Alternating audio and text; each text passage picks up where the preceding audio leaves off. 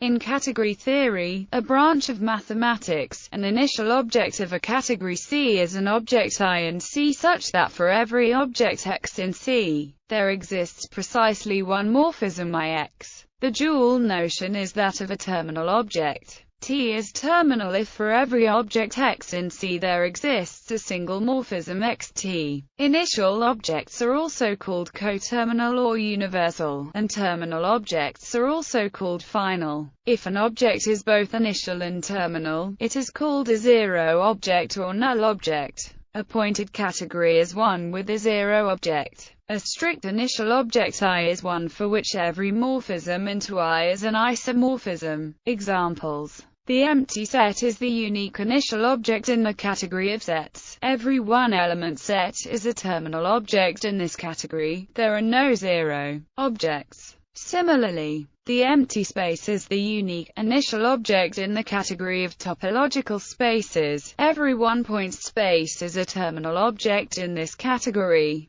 In the category REL of sets and relations, the empty set is the unique zero object. In the category of non-empty sets, there are no initial objects. The singletons are not initial. While every non-empty set admits a function from a singleton, this function is in general not unique. In the category of pointed sets to being a function f, a B with f equals b, every singleton is a zero object. Similarly, in the category of pointed topological spaces, every singleton is a zero object. In the category of semigroups, the empty semigroup is the unique initial object and any singleton semigroup is a terminal object. There are no zero objects. In the subcategory of monoids, however, every trivial monoid is a zero object. In the category of groups, any trivial group is a zero object. There are zero objects also for the category of abelian groups, category of pseudo-rings Rng, category of modules over a ring, and category of vector spaces over a field. See zero object for details.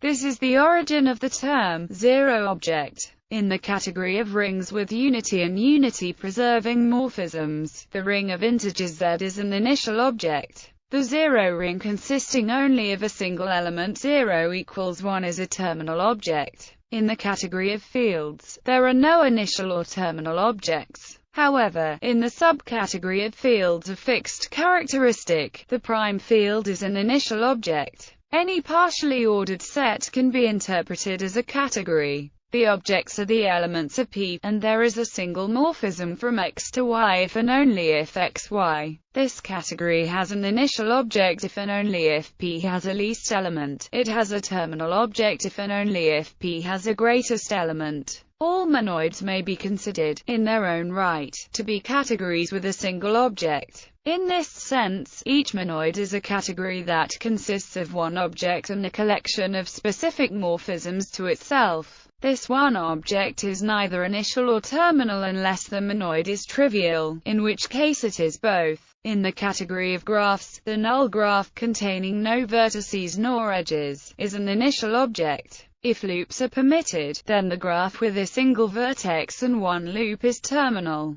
The category of simple graphs does not have a terminal object. Similarly, the category of all small categories with functors as morphisms has the empty category as initial object and the category 1 as terminal object. Any topological space X can be viewed as a category by taking the open sets as objects, and a single morphism between two open sets U and V if and only if UV. The empty set is the initial object of this category, and X is the terminal object. This is a special case of the partially ordered set, mentioned above. Take P equals the set of open subsets. If X is a topological space and C is some small category, we can form the category of all contravariant functors from X to C, using natural transformations as morphisms. This category is called the category of preheaves on X with values in C. If C has an initial object C, then the constant functor which sends every open set to C is an initial object in the category of preheaves. Similarly, if C has a terminal object, then the corresponding constant functor serves as a terminal presheaf.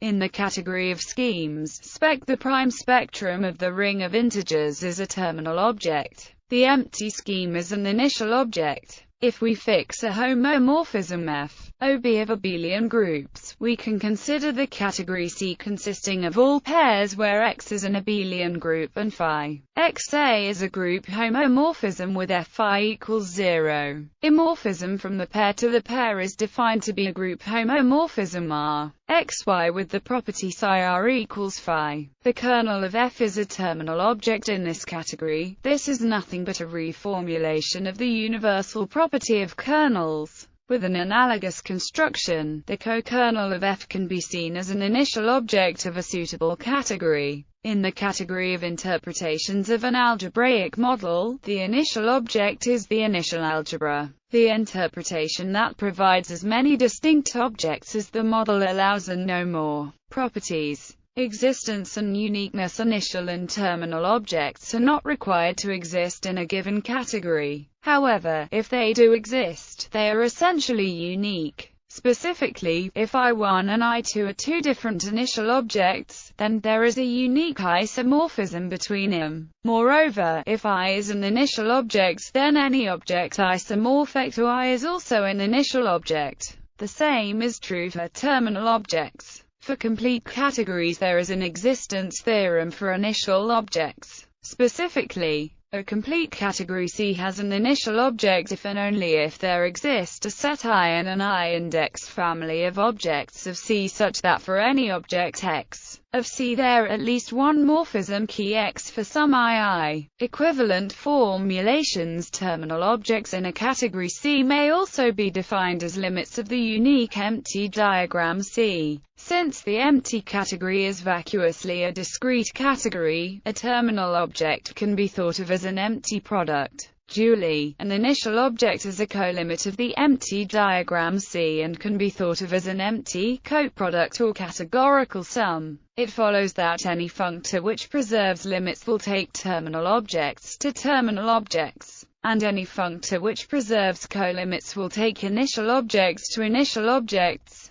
For example, the initial object in any concrete category with free objects will be the free object generated by the empty set. Initial and terminal objects may also be characterized in terms of universal properties and adjoint functors. Let 1 be the discrete category with a single object, and let U, C1 be the unique functor to 1. Then an initial object I in C is a universal morphism from to U. The functor which sends to I is left adjoint to U. A terminal object T in C is a universal morphism from U to. The functor which sends to T is right adjoint to U. Relation to other categorical constructions. Many natural constructions in category theory can be formulated in terms of finding an initial or terminal object in a suitable category. A universal morphism from an object X to a functor U can be defined as an initial object in the comma category.